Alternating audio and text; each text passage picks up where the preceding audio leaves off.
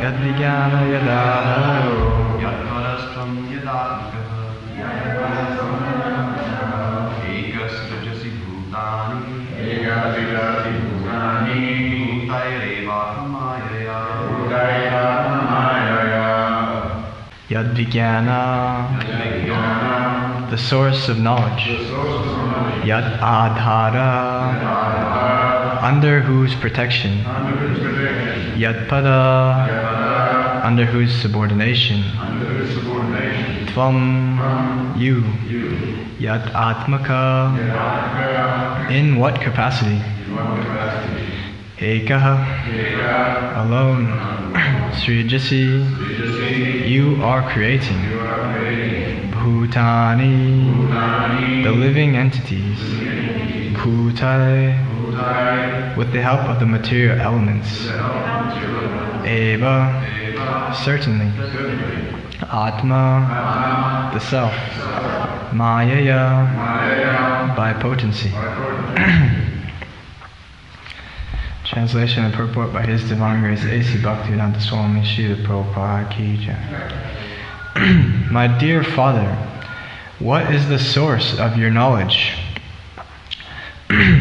Under whose protection are you standing?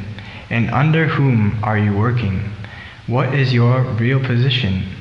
Do you alone create all entities with material elements by your personal energy? Please repeat. My dear Father, what is the source of your knowledge? Under whose protection are you standing?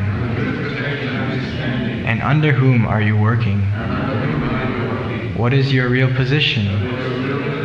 Do you alone create all entities with material elements by your personal energy?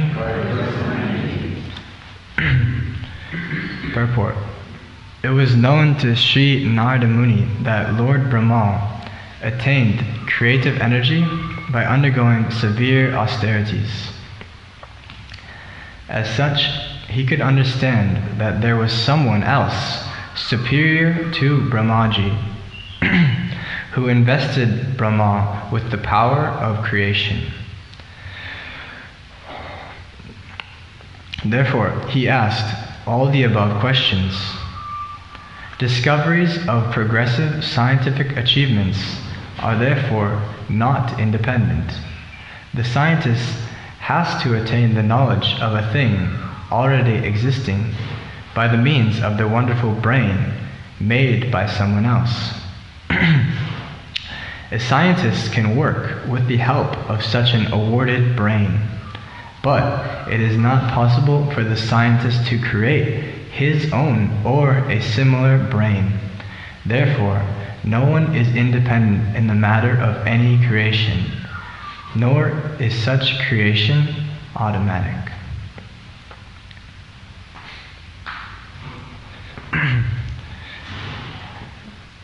Hare Krishna. Offer my respects to the senior Vaishnavas. Please give me a blessing so that I can speak something of value on this purport. And I offer my respects to Srila Prabhupada for giving us his purports on the Srimad Bhagavatam, and the value of reading Srila Prabhupada's books is immeasurable. So I'll do my best to try to speak on this verse from my little realizations. So we're hearing Narada Muni ask Lord Brahma questions about the creation of the universe. That's who's speaking right now in this section of the Srimad Bhagavatam. And this is being told by Shukadeva Goswami to Maharaj Parikshit. In the previous chapter, Maharaj Parikshit asked the questions, how does the Lord create these material universes?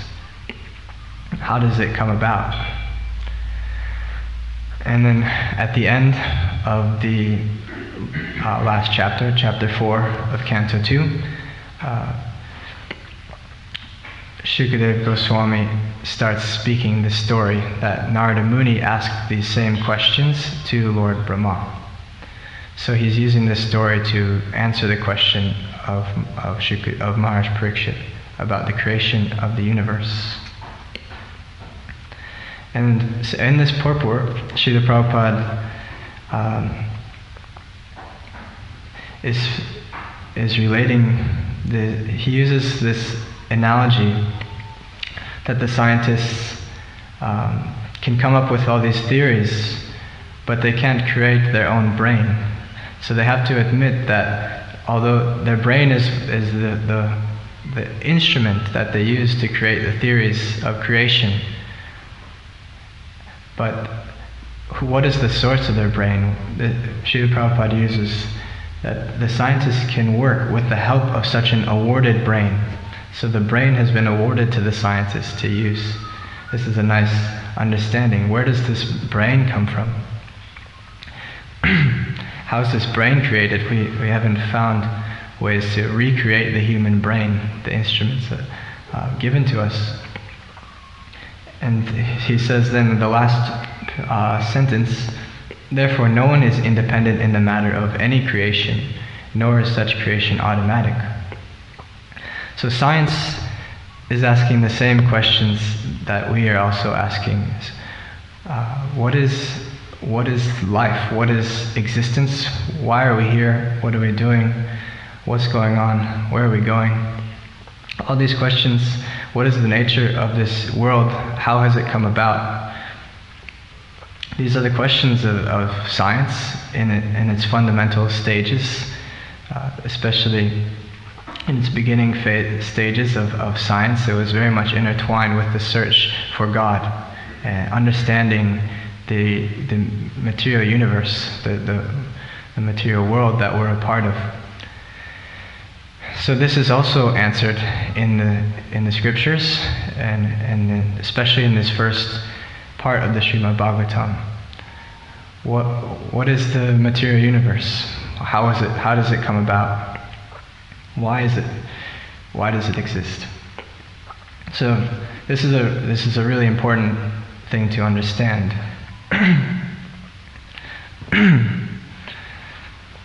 Why is it important to understand? Excuse me, my throat's a little choked. Too much ecstatic singing for this kirtan.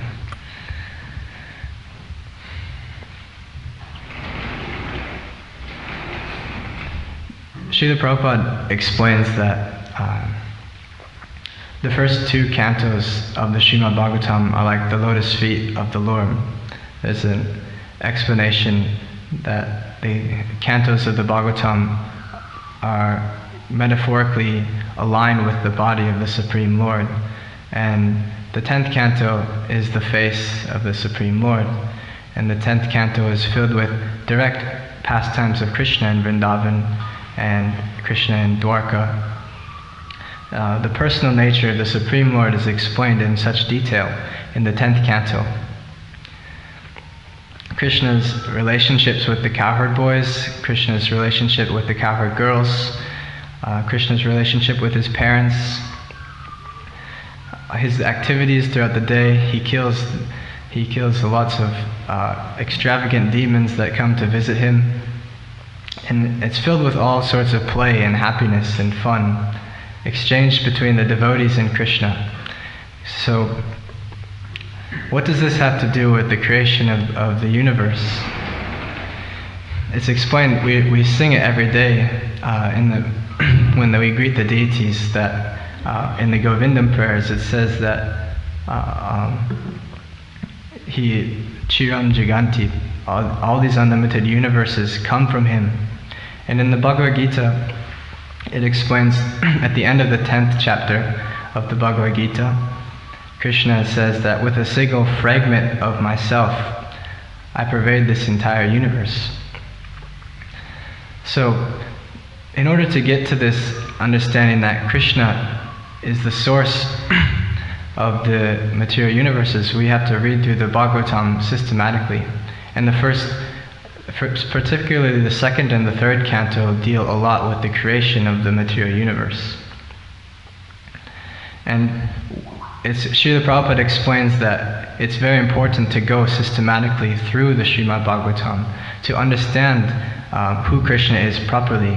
And if we jump into just trying to meditate on Krishna's pastimes, personal pastimes in Vrindavan, it's very easy to have material misconceptions of what's happening and of Krishna's relationships with his devotees. We won't thoroughly understand Krishna's position, and we'll think that it's just an ordinary interactions between a boy and a girl, a boy and his friends. And we won't be able to tangibly maintain our process of sadhana bhakti. So in order to tangibly maintain our practice of sadhana bhakti, we need to understand Krishna's position first. That Krishna, by a single fragment of himself, he expands and pervades and creates all the material universes. And this is explained in detail in the second and third canto, and this is what we're beginning to hear in this second canto. How Lord Brahma begins to speak about his understanding of how the Lord created these material universes. The Lord creates these universes. It's explained that first there's this primordial energy. It's called the Mahat Tattva. This primordial energy, it's like this inactive state of all the material energy before it becomes manifest. It's called Mahat Tattva. And then Krishna glances over it in his expansion. One of his expansions, I believe it's Shankarshan. He glances over the material energy, and his glances is also called the time potency, or the Kala Shakti. So there's this primordial energy, Mahat Tattva, and then the Lord glances with his Kala Shakti into it, and enters the potencies of the Supreme Lord to have this material cosmos become manifest. And from there's a very specific explanation how the whole creation comes about from subtle to gross, from this very subtle state, this Mahat Tattva, into the gunas, the qualities of material nature, and then the ego, this sense of misidentification of the self. This is like one of the most subtle elements of the material universe. This ahankara, it's called in Sanskrit, ahankara. So this is a misidentification of the self that has to, this is the primary covering of the living entity. This misidentification of the self. And from there comes the material intelligence. And then ego mixed with the mode of ignorance creates the five material elements: air, sky, air, water, fire, or fire, water, earth. And from there it goes from subtle to gross into the material senses that the living entities will attain. So we have these different senses that relate with these five elements. So there's the most subtle element is ether or sky. And this is where sound comes from, in ether. And then relating to sound, we have the ears. So there's this category of fives. There's the five elements, there's the five sense objects, and then there's the five senses to perceive them. And this is a part of the first creation of the Lord. All these things become manifest even before Lord Brahma comes about. It's just explained later in this chapter that Lord Brahma came about, and these elements and these concepts of the material elements and the senses and the sense objects were already there. And so there's ether, and then there's air, and in air there's a sense of touch, and then in the touch we have skin, or the hands and the skin, the sense objects and the sense organs to relate with it.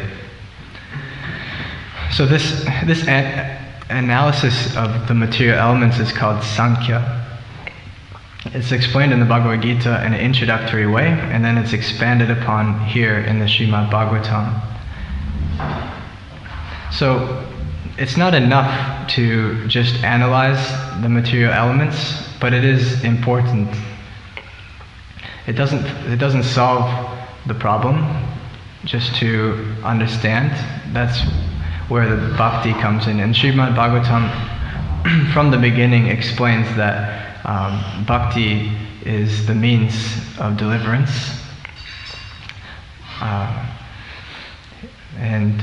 But it still goes into detail of the material creation. We still need to have the proper conception of what is the situation. And so it's still, the Bhagavatam gives us the information, a deep analysis of a breakdown of the material creation, the material elements. So there was sky, air, and then there's fire. And from fire there comes form. Because there's fire, the sun is the main source of fire. And because there's fire, we can see. And so that's related with the sense of the eyes. And then there's water. Water comes then, and then there's taste in water. There's no taste in fire or air or sky, but when there's water, there comes the sense of taste, and then we have the tongue to perceive the taste. And then there's earth. Earth is the most gross category of material nature. And earth has a sense of smell. And from the smell we have the nose. And then, so Lord Brahma begins to explain all this in detail, the breakdown of the material universe. And then he explains the planetary systems of the universe, the upper planetary system, the lower planetary system, the middle planetary system. And then he explains the universal form of the Lord, how the Lord can be perceived in all these different manifestations of the material world, how the sun and the moon are like the eyes of the Lord, and the mountains are like his bones, the rivers are like his veins. We start to perceive the existence, how there's this super soul pervading the creation. And this starts leading us in the right direction. Because Lord Brahma says, in answer to this question that Narada Muni is asking him, are you doing this all by yourself, or is somebody else above you? Because he noticed that Lord Brahma has the power to create, but where he was engaging in austerities, so is he doing it just by himself, or is there somebody else behind it? And Lord Brahma explains that actually there's somebody else behind it. There's a supreme person that the universes emanate from, and then he's just a secondary creator. So this creation is not automatic. This is the conception of the Srimad Bhagavatam, that there's a personal source of our existence. And it's not, so the source is personal and conscious, and it's not material. It's not that what the science, modern science propagates is that everything comes from matter, that there's this primordial explosion called the Big Bang Theory, and then everything emanates from this explosion, this unconscious phenomenon. Somehow there's an explosion of some sort, some major explosion, and these chunks of matter just go out into all directions, and then all these chunks of matter somehow go into orbit, and all of a sudden there's a sun there, and there's a moon there, and there's these planets. All this matter just collects in this beautiful, perfect arrangement of creation because of this unconscious explosion that happened millions and millions of years ago. This is the conception. How is that possible to believe such a thing? It's pretty unbelievable when you break it down. But the Srimad Bhagavatam explains that that's not the case, that everything has been consciously created, not automatically, as Prabhupada says. By a conscious person, Everything is very thoughtfully arranged, perfectly arranged by a supremely conscious person. And so, why is it? It's very important for us to understand the nature of the creation for our devotional life, because we become steady in our understanding of who Krishna is, his existence, because we are conditioned. We are conditioned by the material nature. So it's very important for us to understand the material nature, understand the material creation and its functioning in order to relieve ourselves from it. There's a really nice verse in the Bhagavad Gita, 15:6, I believe it is. There's this metaphor of the material creation as an upside down tree, and then it explains that. I'll read it here. The real form of this tree cannot be perceived in this world. No one can understand where it ends, where it begins, or where its foundation is. But with determination, one must cut down this strongly rooted tree with the weapon of detachment. Thereafter, one must seek that place from which, having gone, one never returns, and there surrender to that Supreme Personality of Godhead, from whom everything began, and from whom everything has extended since time immemorial. Such a nice verse explaining the tree of material nature, and then what we must do about it. The purpose of understanding the material creation and the material nature is that we develop detachment from it. We develop detachment from it. That's the main point. So we are conditioned by the material energy. We're completely absorbed in the material energy for many lifetimes. And so the Srimad Bhagavatam, and we don't really know how we got here or why we got here. There's the prayer, Om Jnana Timirandasya Gananjana Shalakaya Chakshu Umilitam Mina Tasmai Shri Guruve Namaha. We're born into this darkness of ignorance. We don't know what we're doing. We don't know what's going on, what the purpose of the world is, why it was created, who it was created by. We're just born not knowing anything. And the Bhagavatam gives us light, the torchlight of knowledge. What is the creation? Who was it created by? All these things are given in detail. And how it came about is given in detail. So then we can understand our situation. And this is the first step in God realization, understanding the creation of the material universe and Krishna's position within that creation. Then we can start making advancement towards developing a personal relationship with Krishna from there, once we thoroughly understand the situation of the material energy and our condition within that material energy. We can start developing actual detachment from the material situation. So how do we develop detachment from the material energy? By understanding the nature of the material energy thoroughly, we develop detachment.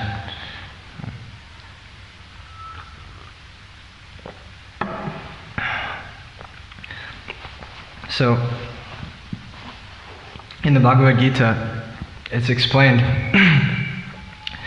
that there's not just one creation of the material universe. There's these cycles of creation and destruction that happens.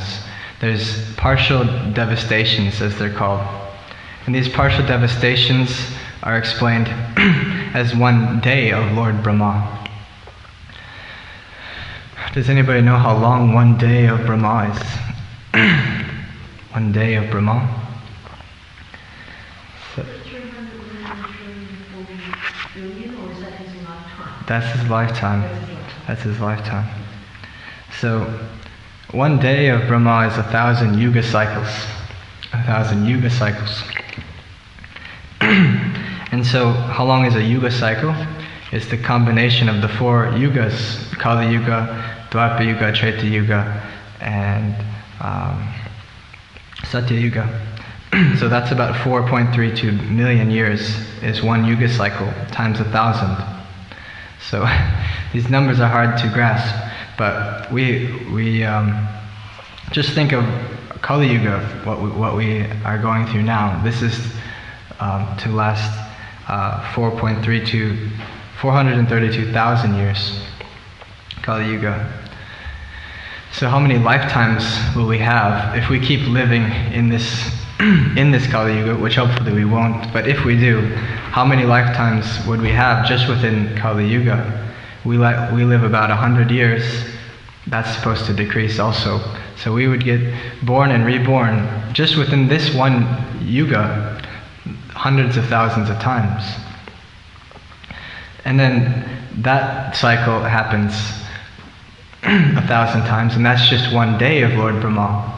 1,000 times of the yuga cycles, hundreds and thousands, millions of lifetimes that we'll have. And what does that mean? Millions of lifetimes? That means millions of different families, we have different bodies every time. We're born in different species of life. We're born in different situations. In every birth we develop different attachments, and we think that it's ourselves. And then we go through that lifetime, and then it ends again. And then we have to do it again. We develop another attachment, another identity, and then it happens again and again and again, thousands upon thousands upon thousands of times.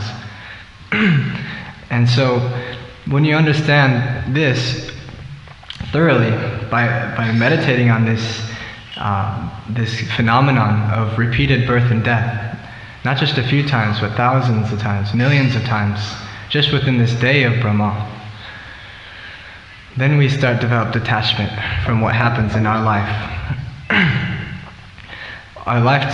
What happens in our life is extremely insignificant in relation to this time factor, how many times we take birth. We have to thoroughly analyze through the teachings of the Srimad Bhagavatam, see through the teachings of the Bhagavatam what is happening in our life, and have this we develop a broader perspective of what's happening in our life. It's otherwise we just are caught up in this one lifetime, and the happiness and distress that happens within this lifetime due to attachment and aversion, things that we want to happen, things that we don't want to happen. We become completely immersed in it, the happiness and distress. But if we develop this broader perspective, we always meditate on the concepts that are given to us in the Srimad Bhagavatam, the concepts of Lord Brahma, the creation, the days of Lord Brahma, the years of Lord Brahma, the lifetime of Lord Brahma, the upper planetary systems, the lower planetary systems, the earthly planets. We understand the situation through the scriptures. Then we start completely changing the way we perceive what's happening in our lives. We become detached from what happens in our life. This is the goal, and this is the result of understanding the material nature, the material creation. The goal of the Srimad Bhagavatam is to become free from the material nature. That's the first thing. But then to develop a positive relationship with the source of the material creation, as is explained in the Bhagavad Gita, really poetically. You cut down this tree, the banyan tree, and then you return to that place, and you surrender to that person from whom everything has come from since time immemorial. So there's this other nature, this material nature, this material creation which I've been explaining is like a reflection of the actual reality, the spiritual reality. This is explained very nicely in the Bhagavad Gita many times. This divine energy, it's explained in the Bhagavad Gita when it's in the 8th chapter, when it describes the days of Brahma and the lifetime of Brahma. It explains that this creation and annihilation that keeps happening there's another energy, another nature that isn't affected by this creation and annihilation. It's consistent, it stays the same, it's eternal. And this is where we're supposed to return to and return to our relationship with the Supreme Lord. So that's the goal. That's the goal, is to return to our relationship with the Supreme Lord. But step by step, by reading the Srimad Bhagavatam, as we're doing right now, hearing the explanation of the creation of the material universes, this is very good for our spiritual life. It's very good to develop firm, steady faith in Krishna. We should understand things thoroughly. What is the nature of the material world? How is it going on? Why has it come about? Where has it come from? And what should we do about it? So this is all really good for our spiritual life. A story, the Srimad Bhagavatam gives lots of stories to make this knowledge more understandable. So I'll just say one of the stories. How did this detachment from the material energy is one of the stories is Maharaj Chitraketu. So he was a king in the bygone ages, and he had everything he could have possibly wanted, but he couldn't have a son. He couldn't have a son. Maharaj Chitraketu, he was a king. He had many wives. He had many palaces. He had everything he could possibly want materially, but he couldn't have a son. And for a king to not have a son is a really big deal, because the whole entire kingdom is depending on him to have a son, to have a predecessor.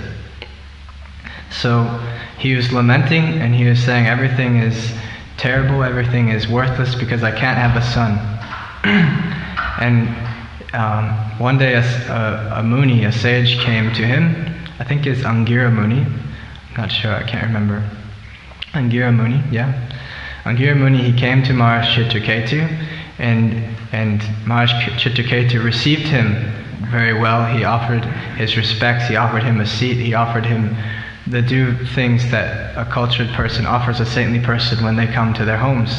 And then he asked for a benediction, and he requested he needs to have a son, because for some reason or other he's not able to have a son.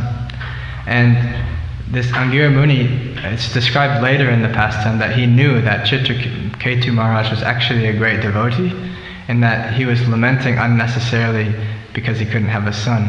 So he was going to give him a benediction that would help him achieve spiritual perfection. Not just a material benediction, but he was going to give him the real medicine. So he gave him a benediction that he'll have a son that will be both the cause of great happiness and the cause of great distress.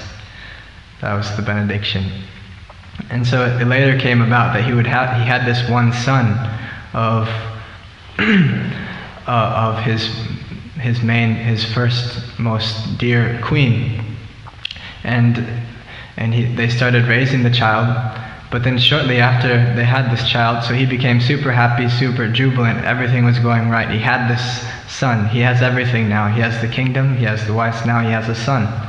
But shortly after that, because he started showing more affection to this one wife who had the child, all the other queens became envious.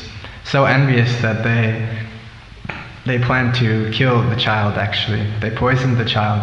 And this was due to the benediction also, and the benediction / curse by Angira Muni, that he would have a son that would be both a source of happiness and distress. So shortly after the child was still a baby, he was killed. He was poisoned by the other queens. And so then everything crashed down. Maharaj Chitraketu, his queen, they were crying, they were destroyed. Their whole life was over. They've been working so hard to have a son. They finally had a son, and then the son was killed. So when a child dies in the family, if you don't have even if you do have transcendental knowledge, it's extremely traumatizing for the parents, I'm sure. And if you don't have any transcendental knowledge, it's even more so traumatic. So the Bhagavatam explains in great detail Maharaj Chitraketu's lamentation and his wife, how they just couldn't even stand. They were just crying and crying and crying due to lamentation of their son has left his body. And then so then the sages actually come back. Angira Muni comes back at this point in the story, and he comes with Narada Muni. He brings back up to the plan of helping Maharaj Chitraketu. And these sages, they start explaining a bit of philosophy, knowledge of the soul. And then they bring the child back to life, actually. They bring this child back to life. And they ask the child to speak to his parents. And this child explains that actually, he said, which ones are my father and mother? I've had thousands and thousands of fathers and mothers. These two people are not my only father and mother. I have many. And he explains the transmigration of the soul, the nature of the material universe, the temporary nature, and the goal to achieve perfection, to relieve ourselves from the material creation.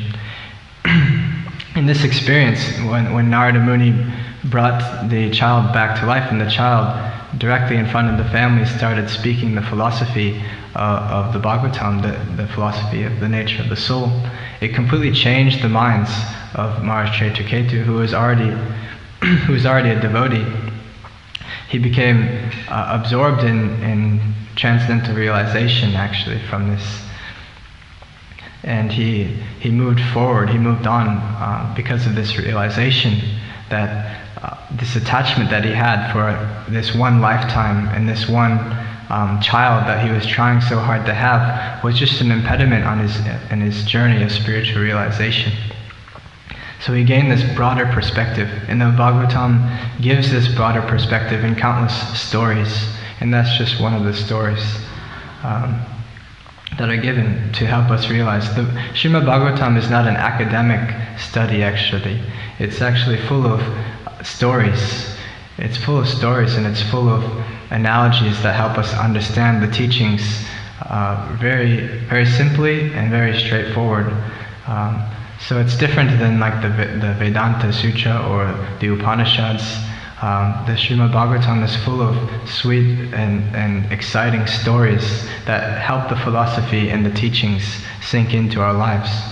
And so the more we hear the Srimad Bhagavatam, the more we become fixed in our spiritual life, in the spiritual conception of life, and we become detached, as I was saying, from our material situation. So I'll end there. If anybody has any thoughts or questions to share about this concept, the material creation, the situation in general. We don't have a mic. Yeah, 1 second.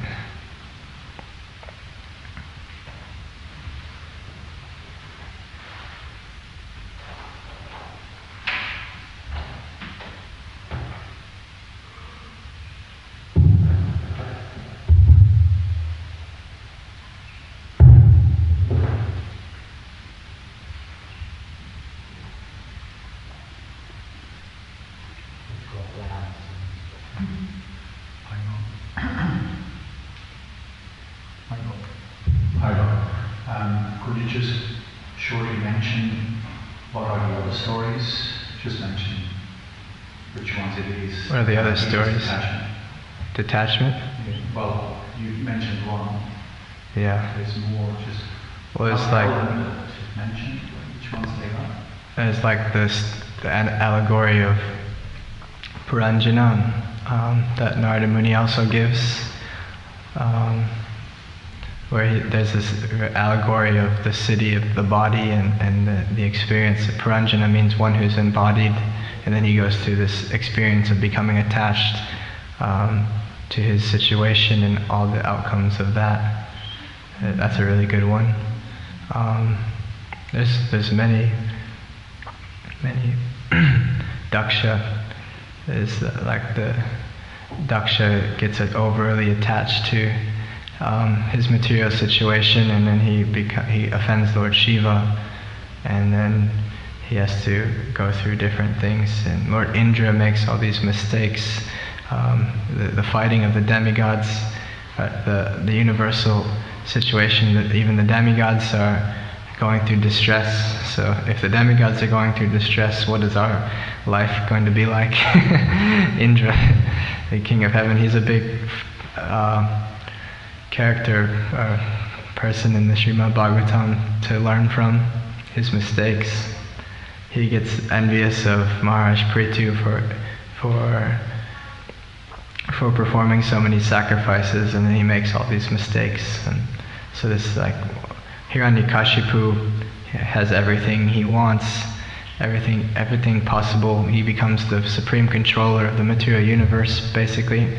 All the demigods are under his control, but still he's unhappy because he hasn't controlled his own senses, and that just leads to distress. All the material enjoyment in the world, you could have, like, this is Hiranyakashipu is like the peak of conditioned soul in material existence, like the concept of becoming the supreme controller at its peak. The whole universe becomes under your control in a demoniac way. He becomes the controller of the universe, all for his pleasure, for his enjoyment. But still, he is unsatisfied, full of fear for his position. So, yeah. So, a lot of other ones as well. Anything else? No? Yeah. When Maharaj Chitraketu, why sometimes I ask myself why is so much pressure on the king of having a son, a successor? If Bhagavad Gita teaches us that it's not by birth, then you become qualified as a Kshatriya.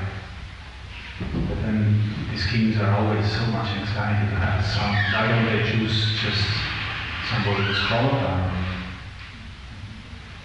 Well, it's not only by birth, but that's primarily by birth in this Vedic system. It's like the kings that want to keep it's natural for a conditioned soul to want to keep the dynasty in his family and keep the dynasty going. That's just how generally it works, unless they're not able to. Then it becomes a different dynasty, basically. It's a different family in charge. And yeah. And if it's like a pure devotee, then they won't care, but materialists are interested in their family, they're expanding their dynasty. Yeah. So they want to have a son to keep the lineage going.